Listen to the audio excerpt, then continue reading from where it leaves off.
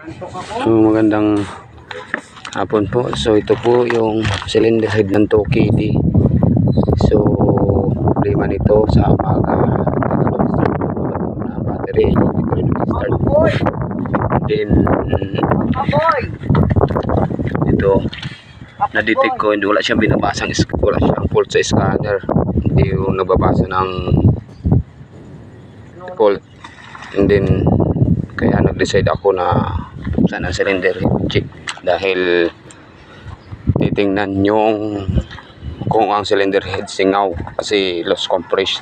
So na-detect namin sa ano pa lang, number 3. So ang dami na ng langis, so naging problema singaw. And then valve seal palit po 2KD. So na-detect namin yung number 3 singaw.